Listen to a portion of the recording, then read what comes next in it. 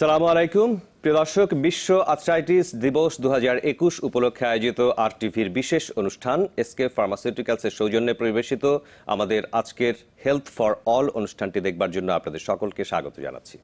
প্রিয় দর্শক, পরিসংখ্যান অনুযায়ী সারা পৃথিবীতে অ্যাডাল্ট পপুলেশন বা পূর্ণবয়স্ক মানুষের মধ্যে প্রায় 20 থেকে 25% মানুষ বিভিন্ন ধরনের আর্থ্রাইটিস বা বাতজনিত ব্যথার সমস্যায় ভুগে থাকেন।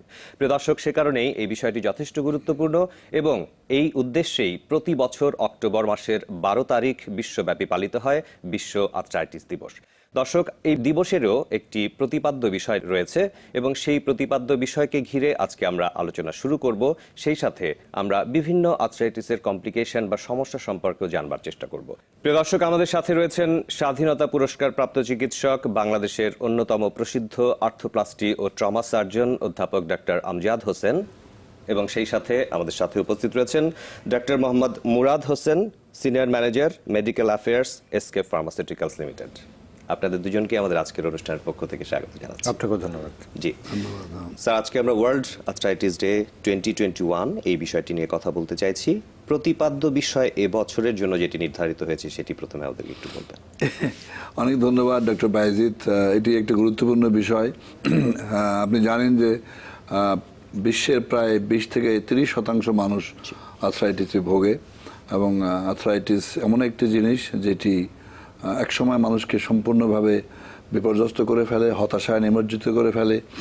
তো এবং এখন বলা যায় যে এটি একটা বড় রকমের সমস্যা একটা সময় এসে দেখা যায়। সুতরাং আমি বলবো যে যেটা প্রতিপাদ্য বিষয় হচ্ছে যে যেটা বলা হয় যে কোনোভাবেই দেরি নয়, এখনই শুরু করুন বা এখনই আসুন, চিন্তা করুন এবং নিজেকে কী করে ভালো রাখা যায় সেভাবে যেখানে যা করতে হয়, যেভাবে যার সঙ্গে যোগাযোগ করতে হয় নিজেকে সেভাবে প্রস্তুত করুন। ইংরেজিতে বলা হয়েছে don't delay, connect today. Connect today মানে ডোন্ট ডিলে মানে হলো যে এই যে বললাম যে দেরি নয়, আর দেরি নয়, আপনি আসুন এবং আপনার মতো করে আপনি যেখানে যে এটার ভালো কাজ মানে যেভাবে এখান থেকে মানে ভালো থাকা যায় বা আমরা ভালো জীবন যাপন করতে পারি, আর্থ্রাইটিস থেকে মুক্ত থাকতে পারি, আর্থ্রাইটিস হয়ে গেলেও যাতে করে সমাধান হয়, এই বিষয়গুলোতে যাতে আমরা অধিকতর সচেতন হই। আমরা প্রথমেই যাতে ডায়াগনোসিস কনফার্ম হওয়ার সাথে সাথেই চিকিৎসা এবং সেই আনুষঙ্গিক কাজকর্মগুলো শুরু করি।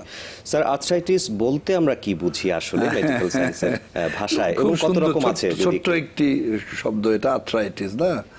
আর্থ্রো মানে হলো জয়েন্ট, আর্থ্রো মানে হলো জয়েন্ট।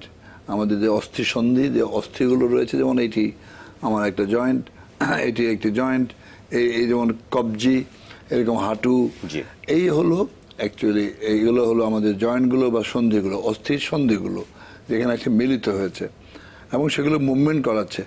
এখন আর্থ্রাইটিস শব্দটি আসছে প্রদাহ থেকে। তাহলে একটা হলো জয়েন্টের বা জয়েন্টের মধ্যে যে প্রদাহ তৈরি হচ্ছে। এখন এই প্রদাহটা হতে পারে দুই ভাগে। মূলত আমরা বলি যে একটা হলো প্রদাহ হতে পারে কোনো কিছু দিয়ে, যেমন কোনো আমাদের জীবাণু দিয়ে, ভাইরাস দিয়ে, এই যে বিভিন্ন রকমের আমাদের মানে পারিপার্শ্বে যে যেমন আমাদের জীবাণু রয়েছে হলো টিবি, যক্ষার জীবাণু দিয়েও কিন্তু আর্থ্রাইটিস হতে পারে। যদি বাংলাদেশে বেশ কিন্তু এটা কমন। আবার একটা হচ্ছে যেটা আমরা দুই ভাগে যদি ভাগ করি তাহলে প্রদাহজনিত কারণে একটা, আর একটা আবার হচ্ছে যে আমাদের সেকেন্ডারিলি আমরা বলি এই প্রদাহটা, আর একটা হচ্ছে যে প্রাইমারিলি এটা কিন্তু অনেক দেরিতে হয়। 50 বছর পেরিয়ে যাচ্ছে, 60 বছর পেরিয়ে গেছে, আস্তে আস্তে তার লাইফের তার জীবনের যে গতি, সে গতিটি কমিয়ে যাচ্ছে এবং সে ধীরে ধীরে ধীরে দুর্বল হয়ে পড়তে, তার কাজ কাম কমে যাচ্ছে, তার দৌড়ঝাঁপ কমে গেছে, মাংসপেশিগুলো দুর্বল হয়ে যাচ্ছে, তখন তার শরীরের মধ্যে বিভিন্ন জয়েন্টে সমস্যা শুরু হচ্ছে। যেহেতু এক ধরনের ইনফ্লামেশন যেটি আপনি উল্লেখ করেছেন, তার মানে প্রথমেই হয়তো বা অনেকের ক্ষেত্রেই ব্যথা অনুভূত হয় এবং সঠিক ডায়াগনোসিস করবার পূর্বেই অনেককেই আমরা দেখি যে পেইন কিলার বা ব্যথানাশক ঔষধ খাচ্ছেন নিজে নিজে, অথবা ফার্মাসিউটিক্যালসে গিয়ে ঔষধের দোকানে গিয়ে ব্যথার ওষুধ খাচ্ছেন। ডক্টর মুরাদ, আপনি আমাদেরকে একটু বলবেন যে বিভিন্ন সময় মানুষ যেরকম চিকিৎসকের পরামর্শ ছাড়াই ঔষধ খেয়ে যাচ্ছেন ব্যথানাশক, এটি কতটুকু ক্ষতি হতে পারে? জি, ধন্যবাদ আপনাকে। আমি প্রথমে আরটিভিকে ধন্যবাদ জানাতে চাই আজকে সুন্দর একটি অনুষ্ঠান আয়োজন করার জন্য। আর আমি নিজে গৌরবান্বিত মনে করছি, কারণ আমার সাথে বাংলাদেশের একজন প্রখ্যাত অর্থোপেডিক সার্জন আছেন, সেই জন্য। আপনি যে প্রশ্নটি করেছেন, আসলে আমাদের ডাক্তারি ভাষা অনুযায়ী আমরা বলতে চাই ডক্টরের পরামর্শ ছাড়া কোনো ঔষধ সেবনই সঠিক নয়। অবশ্যই আমরা বিভিন্ন ওষুধকে বিভিন্ন ক্যাটাগরিতে ফেলি। তো এর মধ্যে একটা ক্যাটাগরি আছে ওটিসি মেডিসিন, দ্যাট মিনস হচ্ছে ওভার দ্য কাউন্টার মেডিসিন। শুধুমাত্র এই মেডিসিনগুলোই কিন্তু সাধারণ মানুষ যে কোনো ফার্মেসি থেকে কিনে খেতে পারেন। জি। এর বাইরের যে কোনো ওষুধ কিন্তু আসলে একজন চিকিৎসকের পরামর্শ অনুযায়ী খাওয়াটাই হচ্ছে বাঞ্ছনীয়। তারপরও আপনি যে প্রশ্নটা করলেন যে আমাদের এই ধরনের বাতের ব্যথা হোক বা অস্টিওআর্থ্রাইটিসের ব্যথার জন্য যে ব্যথানাশক ওষুধগুলো আমরা খাই, সেটা ক্ষেত্রে আগে আমাদেরকে বুঝতে হবে যে আসলে ব্যথানাশক ওষুধগুলোর পার্শ্ব প্রতিক্রিয়াটা কোথায় হতে পারে। পার্শ্ব প্রতিক্রিয়া আমরা একদম যদি প্রাইমারিলি বলি হাইপার সেন্সিটিভিটি, সেটা থেকে হতে পারে, এবং সব থেকে লার্জেস্ট যদি আমরা বলি তাহলে সেটা হচ্ছে আমাদের বিভিন্ন ইম্পর্টেন্ট অর্গান আছে, বিশেষ করে কিডনি আছে, লিভার আছে এবং হার্ট আছে। এই তিনটি অর্গানের উপরেই কিন্তু আমাদের পেইন কিলারগুলোর ইফেক্ট সব থেকে বেশি। তাহলে যদি কোনো মানুষ কোনো পেইন কিলার খেতে চান, তাহলে তাকে আগে দেখতে হবে যে আমার সেই পেইন কিলারটি কতটুকু নিরাপদ আমার কিডনির জন্য, কতটুকু নিরাপদ আমার যকৃতের জন্য, কতটুকু নিরাপদ আমার হৃৎপিণ্ডের জন্য। সেভাবে চিন্তা করেই তাকে খেতে হবে, এবং সেই খাওয়ার জন্যই কিন্তু একজন চিকিৎসক সেটা বুঝেই কিন্তু একটি ওষুধ আসলে প্রেসক্রাইব করেন। যেমন আমরা যদি একটু চিন্তা করি যে এই ধরনের অস্টিওআর্থ্রাইটিস বা এই ধরনের বাতের জন্য আমাদের একটু দীর্ঘমেয়াদী ব্যথার ওষুধ খেতে হয়, তাহলে সেই দীর্ঘমেয়াদী ব্যথার ওষুধ খেতে গেলে আমাদেরকে প্রথমেই দেখতে হবে আমাদের কিডনিটাকে সব থেকে সেফ রাখছে কোন পেইন কিলারগুলো। আপনারা জেনে খুশি হবেন এই মুহূর্তে বাজারে নাবুমেট নামে একটি ওষুধ পাওয়া যায়, যেটিকে আমরা বলছি যে পৃথিবীতে যতগুলো ব্যথানাশক ওষুধ আছে প্যারাসিটামল ছাড়া, তার মধ্যে এটি হচ্ছে সব থেকে বেশি কিডনি ফ্রেন্ডলি। মানে এটি আসলে কিডনির উপরে তার তেমন কোনো রোলই নাই। সো আমরা যদি কোনো পেশেন্টকে দীর্ঘমেয়াদী আর্থ্রাইটিসের জন্য কোনো ব্যথানাশক ওষুধ দিতে চাই, তাহলে আমরা চিকিৎসকরা কিন্তু নাবুমেটন বা আমাদের নাবুমেট যেটি, সেটা কিন্তু আমরা দিতে পারি। আবার যদি আমরা একটু চিন্তা করি যে না, আমাকে খুব তাড়াতাড়ি ব্যথা কমাতে হবে, খুব র্যাপিড ব্যথা কমাতে হবে, বিকজ পেশেন্ট ব্যথার জন্য কষ্ট পাচ্ছে, সেই ক্ষেত্রে আমি তখন দেব হচ্ছে ইটোরিক অক্সি প্রিপারেশন, ইটোরিক্স বলে একটা ওষুধ পাওয়া যায়, সেটি আমি দিতে পারি। সেটি দিলে আমার কি লাভ হবে, আমি খুব অল্প সময়ের মধ্যে পেশেন্টের ব্যথাটাকে কমিয়ে দিতে পারবো, কারণ এটি খুব মারাত্মক একটা ব্যথানাশক ওষুধ এবং সাইড ইফেক্ট তেমন নেই বললেই চলে। বিশেষ করে এর হার্টের উপরে পার্শ্ব প্রতিক্রিয়া অত্যন্ত কম। তো আমরা যদি তখন ইটোরিক্সটা খাই স্বল্প মেয়াদি, তাহলে কি হবে, আমার ব্যথাটা খুব তাড়াতাড়ি কমে যাবে। তারপরে আমি হয়তোবা প্যারাসিটামল বা নাবোমেট জাতীয় ওষুধ দিয়ে তখন আমি অন্য ওষুধ দিয়ে এটাকে কন্টিনিউ করতে পারবো। আপনার কথার সূত্র ধরে আমি যেটি প্রথমেই বুঝলাম যে আমাদেরকে অবশ্যই চিন্তা করে খেতে হবে, চিকিৎসকের পরামর্শ অনুযায়ী খেতে হবে কার জন্য কোনটা সুইটেবল হচ্ছে ব্যথানাশক ওষুধ। আমরা পরবর্তীতে আপনার কাছে আবারও আসবো। স্যার, আপনি কিছুক্ষণ আগে বলেছেন যে আর্থ্রাইটিস শুধুমাত্র বয়স্কদের রোগ নয়, ইদানিং দেখা যাচ্ছে অনেক কম বয়স্ক বা ইয়াং জেনারেশনের মধ্যেও এটি দেখা যাচ্ছে। এবং আরেকটি কথা আমরা শুনি হাড় ক্ষয়, এবং অনেক সময় আমরা মিলিয়ে ফেলি। আসলে হাড় ক্ষয়ের সাথে এর কোনো সম্পর্ক রয়েছে কিনা আপনি যদি একটু প্রথমে বলিনি যে এই যে জুভেনাইল রিউমাটয়েড আর্থ্রাইটিস মানে বাচ্চাদের থেকে শুরু হয় আর কি, অল্প বয়সেও কিন্তু হতে পারে। যেটা রিউমাটয়েড আর্থ্রাইটিসটা তো মানে যে কাউরে হতে পারে, যে কাউরে হতে পারে। সেটা ছাড়া বাকিগুলো আমি বলবো যে এতটা চিন্তার করার কারণ নেই। এই রিউমাটয়েড মানে ডিজিজটাই, রিউমাটয়েড হলে অস্টিও আর্থ্রাইটিস হতে পারে, সেটা বলা হয়, ওর নামই দেওয়া হয়েছে রিউমাটয়েড আর্থ্রাইটিস। রিউমাটয়েড হয়ে বা বাত হয়ে, বাত কিন্তু পলি আর্থ্রাইটিক হতে পারে, বিভিন্ন জয়েন্ট ইনভলভ করে। তার একেবারে ছোটো ছোটো জয়েন্ট, বড় বড় জয়েন্ট, মানে মোরলেস অনেকগুলো জয়েন্ট ইনভলভ করে। এই জন্য নামই হয়েছে পলি আর্থ্রাইটিস। পলি মানে বিভিন্ন জয়েন্ট ইনভলভ করতেছে বা আক্রান্ত হচ্ছে। আর যেটি এই যে ক্ষয় শব্দটি, এইটি আমি সবসময় বিরোধিতা করে থাকি। আমি এই শব্দটি মহাশত্রু, কারণ এই শব্দটি শুনে আমার তো অনেক লোক দেখি, ওরা যে কী অবস্থায় নিয়ে আসে, ডাক্তার সাহেব আমি তো হাঁটতে পারি না, আমি বহুদিন নিচে বসি না। কেন বসেন না? আমার তো হাড্ডি ক্ষয় হয়েছে। তো ক্ষয় হলে আপনি নিচে বসবেন না কেন? জি, আপনাকে এই কথাটা কে বলেছে? বলেছে আপনাদের মতো কিছু লোকজন। তখন আমার খুব মানে বুকে কষ্ট লাগে যে এই যে একটি শব্দ ব্যবহার করা হলো, তারপরে ওই লোকটি যখন আমার চেম্বার থেকে বেরিয়ে যাচ্ছে বা আমার পরামর্শ শুনে আশেপাশের লোকজন, সব বাড়ির লোকজন সবাই বলছে তোমার তো হাড্ডি ক্ষয় হয়েছে, তুমি আর বসবা না, তুমি হাঁটবা না, তুমি শুয়ে থাকো।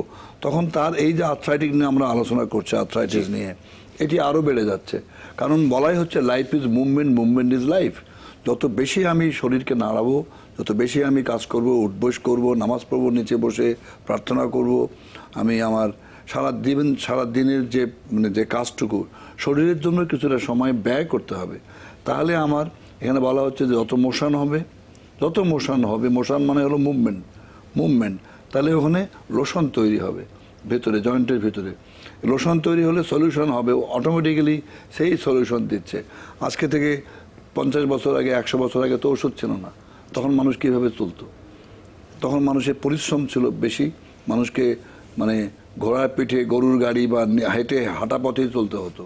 তো এই কথাগুলোকে আমি বারবার বলতে চাই যে আমাদের অবশ্যই শব্দ ব্যবহারকরণে খুবই সতর্কতা অবলম্বন করা উচিত, সব বাইরে। আপনার এই পরামর্শটি অত্যন্ত গুরুত্বপূর্ণ। আমরা যত্রতত্র হাড় ক্ষয় হয়ে গেছে এরকম একটি কথা শুনতে পাই, সেটি আসলে সব সময়ের জন্য অবশ্য সত্য নাও হতে পারে। এবং সেই সাথে আপনি বলেছেন যে নন ফার্মাকোলজিক্যাল ট্রিটমেন্ট, অর্থাৎ আমাদের লাইফস্টাইল মডিফিকেশন বা আমাদের শরীরটাকে সচল রাখার মাধ্যমেই আমরা আসলে অনেকটাই উপকার পেতে পারি। আমরা এই বিষয়গুলোর গভীরে আলোচনায় যেতে চাই, ছোট্ট একটি বিরতি নেবার সময় হয়ে গেছে। প্রিয় দর্শক, ওয়ার্ল্ড আর্থ্রাইটিস ডে 2021 উপলক্ষে আয়োজিত আজকের এই বিশেষ অনুষ্ঠানে এই পর্যায়ে খুব সংক্ষিপ্ত সময়ের একটি বিরতিতে যাচ্ছি, কিছুক্ষণের মধ্যে ফিরবো, সঙ্গেই থাকবেন।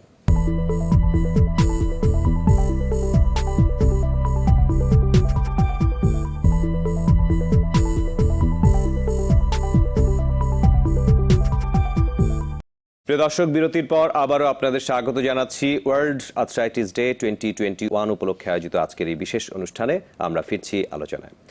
ডক্টর মুরাদ, আমরা বেশ কিছু বিষয় নিয়ে বিরতির পূর্বে আলোচনা করছিলাম। আপনার কাছে জানতে চাইব একটি বিষয়। আমি এভাবে অনেকে ব্যথার ওষুধ খাচ্ছেন বা অন্যান্য বিভিন্ন ঔষধপত্র দীর্ঘদিন ধরে খাচ্ছেন, কিন্তু যারা আর্থ্রাইটিসে ভুগছেন একটি সময় অনেকেই এরকম হতাশায় ভুগে থাকেন যে পুরোপুরি তো আমার ভালো হচ্ছে না, বা তিনি ঔষধ নির্ভর থাকার চেষ্টা করছেন। এই বিষয়গুলোকে নিয়ে আপনি কিভাবে চিন্তা করেন? জি, ধন্যবাদ। আসলে অনুষ্ঠানের শুরুতেই আমাদের স্যার বলেছেন যে টোটাল আর্থ্রাইটিস ম্যানেজমেন্টের দুটি পার্ট, একটি হচ্ছে ফার্মাকোলজিক্যাল পার্ট আর একটি হচ্ছে নন ফার্মাকোলজিক্যাল পার্ট। আবার এটাকে আমরা আরেকভাবেও দেখতে পারি, সেটি হচ্ছে পেশেন্টের অ্যাঙ্গেল থেকে যদি আমরা দেখি তাহলে দেখবো যে পেশেন্ট বোঝে হচ্ছে দুটি জিনিস। একটি হচ্ছে আমাকে ওষুধ খেতে হবে, ওষুধ খেয়ে আমি সুস্থ হব, আরেকটি হচ্ছে যে আমার মেন্টালিটিতে পরিবর্তন আসতে হবে, আমার লাইফস্টাইল চেঞ্জ করতে হবে। কোনো ঔষধে কিন্তু আপনাকে সম্পূর্ণ সুরক্ষা দেবে না। তো আমার মনে হয় যে বাকিটা আমরা স্যারের মুখ থেকে। আপনি খুব চমৎকার বলেছেন, জীবন যাপন প্রণালীর পরিবর্তন ওষুধের চেয়েও অনেক ক্ষেত্রে বেশি কাজ করবে। স্যার, আপনি যদি লিস্ট করে বলেন মানুষ কি কি করতে পারে। মানে আমি যেমন বলি যে খুব সুন্দর, দুই প্রশ্নটাও খুব গুরুত্বপূর্ণ, আমাদের সবার জন্যই গুরুত্বপূর্ণ। আরো দোকানে যাচ্ছে যে সে বলেছে যে ওষুধ কিন্তু সব জায়গায় বিক্রি এমনি করা উচিত না। এই যে ওষুধ স্টেরয়েড নিয়ে খাওয়া শুরু করলো, সাপ্রেস করে রাখলো, তারপরে একটা সময় আরও সে মুটিয়ে যাচ্ছে, তার কিডনির উপরে চাপ পড়ছে, তার ডায়াবেটিস বেড়ে যাচ্ছে, তার মানে অন্য সাইড এফেক্টগুলো বেড়ে যাচ্ছে, পার্শ্ব প্রতিক্রিয়া অনেক বেশি স্টেরয়েডের, কিন্তু রোগটাকে মেইন পেইনটাকে সে একটু কমাই দিল। এটাকে আমি উদাহরণ দিই, অনেক সময় স্মোকিং, অ্যালকোহল, যারা আমরা স্মোকার, প্রচণ্ড কষ্ট হয় যখন আমি স্মোকিং ছেড়ে দেবো, জান বেরিয়ে যাবে, কোথায় লুকিয়ে চুপে থাকে, একটু টান দিলে সুখ টান দেবো। আবার যারা মানে মদ্যপান করি, জানটা বেরোবে একটু পেক না খেলে। এইটাকেই বুঝতে হবে, ওষুধও তাই। ওষুধ তো ব্যথা কমাবে, কিন্তু আপনি যদি কমপ্লিটলি ওইটার উপরে ডিপেন্ড হতে থাকেন তাহলে আপনার এক সময় দেখা গেলো অন্যদিকে মারাত্মক ক্ষতি করে ফেললো। তো আজকের যে প্রসঙ্গটা আমাদের আসছে, এটা গুরুত্বপূর্ণ যে আমাদের ওষুধের উপরে নির্ভর না করে সচল। আমি প্রথমে বলেছি যে সচল থাকতে গেলে আপনাকে মোশন আনতে হবে, মানে life is movement is life, এই থিওরিতে বিশ্বাস করতে হবে। যা খুশি তাই খেয়ে শরীরটাকে মুটিয়ে ফেললাম, পুড়ে ফেললাম না, আমার যা খাচ্ছে সেটা পড়ার চিন্তা করতে হবে, আমার অ্যাক্টিভিটি বাড়াতে হবে, ক্যালোরি বার্ন করতে হবে। মনে রাখতে হবে 1 কাপ ভাত, আমি বারবার বলেছি বিভিন্ন প্রোগ্রামে, আমাদের প্রায় 100 থেকে 120 ক্যালোরি থাকে 1 কাপ রাইস। তো এইটাকে বার্ন করতে গেলে আমাকে 1 মাইল হাঁটতে হবে জোরে জোরে। তো আমি সারাদিনে কতটুকু ভাত খাচ্ছি, তেল খাচ্ছি, চর্বি খাচ্ছি, মাছ খাচ্ছি, মাংস খাচ্ছি, বিভিন্ন রকমের খাদ্য আমার শরীরে ঢুকতেছে, এগুলোকে পড়ার জন্য একটা ব্যবস্থাও নিতে হবে। আমি মনে রাখতে হবে যাই খাই সেটাকে আমাকে পড়তে হবে, তাহলেই কিন্তু আমার ব্যালেন্স থাকবে, ওজন বাড়বে না, ওজনাধিক্যের দিকে যাচ্ছি না। দ্বিতীয় কথা হলো যে আমাকে প্রত্যেকটি জয়েন্টকে মুভমেন্ট করতে হবে। আমি তো বলি কাপড় কাচাও তো একটা বড় ব্যায়াম, তাতে আমার হাতে 2 হাতের 100টি মাংসপেশি, 50টি এরা কাজ করছে।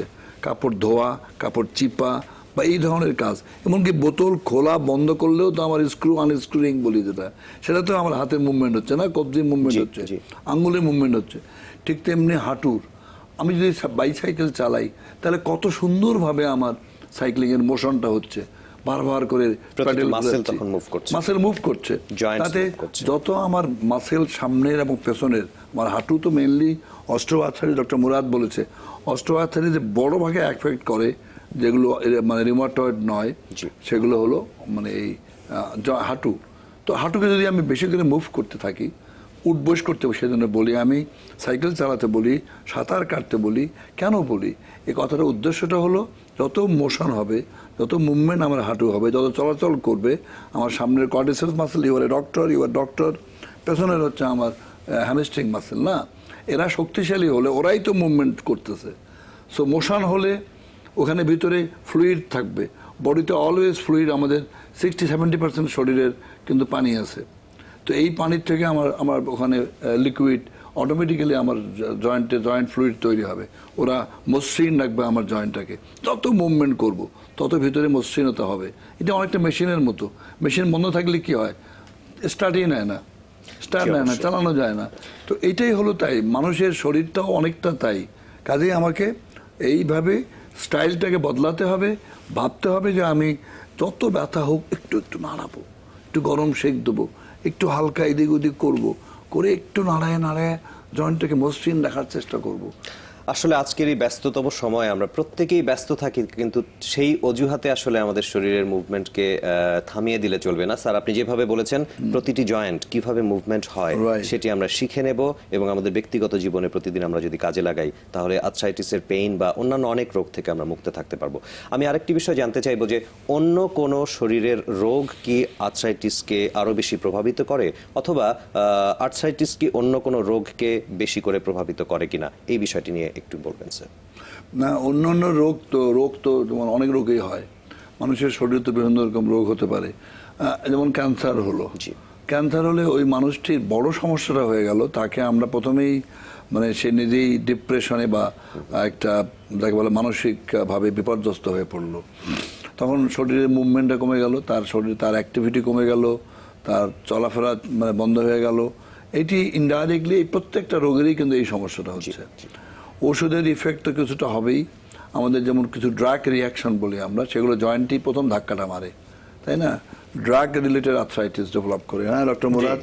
তো সেটিও আমাদেরকে খেয়াল করতে হবে। হঠাৎ করে জয়েন্টগুলো ফুলে গেল, কি হচ্ছে, আমি একটা যে কোনো ওষুধ খাচ্ছি, ওষুধও কিন্তু রিয়াক্ট করতে পারে, এবং এই জয়েন্টের মধ্যে আর্থ্রাইটিস হতে পারে, ফুলে গেল, লাল হলো। তো এই রকমের অনেকগুলো, যেমন আমাদের একটা রোগ আছে, আমরা জয়েন্টে একটু মানে হাঁটুর নিচে বা অ্যাঙ্কেলের ওইখানে একটু দাগ পড়ে গেল, এটার নাম সোরিয়াসিস। সোরিয়াসিস হয়ে সোরিয়াটিক আর্থ্রাইটিস হচ্ছে। আচ্ছা। তারপরে আমাদের গাউটি আর্থ্রাইটিস হচ্ছে। তো এইরকম ভাবে বিভিন্ন ওষুধ, বিভিন্ন রকম রোগ হতে পারে, এবং সেগুলোর জন্য জয়েন্টগুলোকে ওরা প্রথম আক্রমণ করে জয়েন্টকে বন্ধ করে দেয়। আর রিউমাটয়েড যেটা বলা হয়, ও তো এমনই এক মারাত্মক, ওদের কিন্তু আমাদের কিন্তু সেখানে জীবাণু থাকে না, জীবাণু ছাড়াই এটা কেমন করে অটো ইমিউন ডিজিজ বলা হয় এটাকে, মানে নিজেই তৈরি হচ্ছে, নিজের ভিতরেই বা জয়েন্টের ভিতরে তৈরি হয়ে, বডির মধ্যে তৈরি হয়ে ওরা চারিপাশে একটা লেয়ার তৈরি করে, যেটা প্যানাস বলা হয়। জয়েন্ট তাতে করে মসৃণতা নষ্ট করতে পারে, এবং মসৃণ যখন থাকে না, প্যানাসটা গ্রো করে যায় ভিতরে, মানে ওর উপরে আমাদের যে কাটলেসটা আছে, নরম কুরকুরে হাড্ডিটা, কি সুন্দর মসৃণ না ওইটা, ওর উপরে যখন একটা লেয়ার তৈরি হয়, আরেকটা ফাইব্রাস লেয়ার, ওটা নড়লেই ব্যথা করে, একটু নাড়ালেই ব্যথা করে, তখনই লোকরা ভয় পেয়ে যায়। কিন্তু সেখানেই বলা হয় যে একটু না একটু মুভমেন্ট করলেই কিন্তু ভালো, মানে মোটামুটি সে কিন্তু সচল থাকবে। আর যত বেশি আমি নাড়াবো না, তত আমার মাংসগুলো স্থবির হয়ে যাচ্ছে, ভিতরে ফ্লুইড জমতেছে, ফুলে যাচ্ছে, এবং আমরা কেউ আবার ইনজেকশন দিয়ে পানিটা বের করে দিই। তাতে আমি বলি যে এই যে মানে আর্থ্রাইটিস হলো, ফুলে গেল বলে আমি পানি বের করব ইনজেকশন দিয়ে, সেটি কিন্তু একটা করা যেতে পারে, কিন্তু তাই বলে মানে দিনের পর দিন, মাসের পর মাস করব, তাতে আমার প্রচুর রোগী আমি ইনফেকশন পাই, এবং সেপটিক আর্থ্রাইটিস নিয়ে আসতেছে, তখন ওই জয়েন্টটা আরো 12টা বেজে গেল। আপনি যেটি বলতে চাইছেন যে অনেক সময় আমরা দেখি যে ব্যথায় কাতর হয়ে অনেক রোগী সেই ইনজেকশনের মাধ্যমে ফ্লুইড বের করার পদ্ধতিটাকে খুব ভালো মনে করেন এবং নিয়মিত প্র্যাকটিস করছেন, সেটি থেকেও আসলে একটু দূরে আসা উচিত। ক্ষেত্র বিশেষে অবশ্যই যাদের প্রয়োজন তারা অবশ্যই সেটি করবেন। আমি একটু স্যারের সাথে সাপ্লিমেন্ট করতে চাই, সেটি হচ্ছে আপনার প্রশ্নের দুটি পার্ট ছিল, একটি হচ্ছে আর্থ্রাইটিস থেকে অন্য কোনো সমস্যা হতে পারে কিনা, আমি এই পার্ট টু থেকে একটু কথা বলতে চাই। সেটি হচ্ছে যে আমরা যদি মনে করি, বিশেষ করে যেহেতু স্যার বলেছেন যে অস্টিওআর্থ্রাইটিসটা মূলত একটু আফটার 40 এজ অফ এজ এটা ডেভেলপ করে, এবং এই সময় যাদের এই ব্যথাটা হয় ওনারা কিন্তু অনেকটাই নিজেদেরকে ডিসেবলড মনে করেন, হাঁটতে চলতে চান না, মুভমেন্ট করতে চান না। তাহলে কি হবে যদি আমরা একটা 40+ এইজের একটা মানুষ যদি তার মুভমেন্টকে রেস্ট্রিক্ট করে ফেলে, এবং ওনার যদি ডায়াবেটিস থাকে তাহলে কিন্তু ওনার ডায়াবেটিস আনকন্ট্রোলে চলে যাবে, বিকজ উনি ফিজিক্যাল মুভমেন্ট করছেন না। ওনার যদি হাইপার টেনশন থাকে ওনার কিন্তু হাইপার টেনশন কন্ট্রোল হবে না। ওনার যদি কোলেস্টেরলের সমস্যা থাকে তাহলে কিন্তু ওনার কোলেস্টেরল লেভেল বেড়ে যাবে। সো আসলে আর্থ্রাইটিস থেকেও কিন্তু পরবর্তীতে যেগুলোকে আমরা বলছি নন কমিউনিকেবল ডিজিজ, সেগুলো হওয়ার প্রবণতা বেড়ে যায়। এমনকি যদি কারো নন কমিউনিকেবল ডিজিজ থেকে থাকে তাহলে সেটা কিন্তু তার পরিস্থিতিটা আরো খারাপ হতে পারে। সুতরাং স্যারের ওই কথাটা আবারও বলছি যে সেটি হচ্ছে movement, motion is life, life is motion. এই পলিসিটা মেনটেন করলে আসলে আর্থ্রাইটিস থেকে আমরা রক্ষা পাবো এবং অন্যান্য অনেক রোগ থেকেও আমরা রক্ষা পাবো। প্রফেসর ডক্টর আমজাদ হোসেন এবং ডক্টর মুরাদ, আপনাদের দুজনকে অনেক ধন্যবাদ আমাদের আজকের অনুষ্ঠানে গুরুত্বপূর্ণ আলোচনা দিয়ে আমাদের দর্শকদেরকে উপকৃত করবার জন্য, এবং আপনারা যে তথ্য দিয়েছেন, যে পরামর্শগুলি দিয়েছেন, সেগুলি যদি আমরা সকলেই মেনে চলবার চেষ্টা করি তাহলে অবশ্যই আমরা মুক্ত থাকতে পারবো আর্থ্রাইটিস থেকে এবং সেই সাথে অন্যান্য অনেক রোগ থেকেও। আপনাদের দুজনকেই অনেক ধন্যবাদ। আপনাকে ধন্যবাদ ডক্টর বাইজিদ, ধন্যবাদ ডক্টর মুরাদ। প্রিয় দর্শক, ওয়ার্ল্ড আর্থ্রাইটিস ডে 2021 উপলক্ষে আয়োজিত আজকের এই বিশেষ আলোচনা অনুষ্ঠানে আমরা বেশ কিছু গুরুত্বপূর্ণ তথ্য পেয়েছি। বিশেষ করে যখন আমাদের আর্থ্রাইটিসের লক্ষণগুলো প্রকাশিত হবে বা যখন আমরা বুঝতে পারবো আমাদের শরীরের সেই অসুবিধাগুলো, তখনই যদি আমরা চিকিৎসকের পরামর্শ অনুযায়ী ফার্মাকোলজিক্যাল এবং নন ফার্মাকোলজিক্যাল অর্থাৎ ঔষধ দিয়ে এবং ঔষধ ছাড়াও অন্যান্য যে সকল চিকিৎসা রয়েছে সেগুলি অবলম্বন করবার চেষ্টা করি, তাহলেই আমরা সুস্থ থাকতে পারবো। আপনাদের সকলকে ধন্যবাদ আজকের এই গুরুত্বপূর্ণ আলোচনা উপভোগ করবার জন্য। আল্লাহ হাফেজ।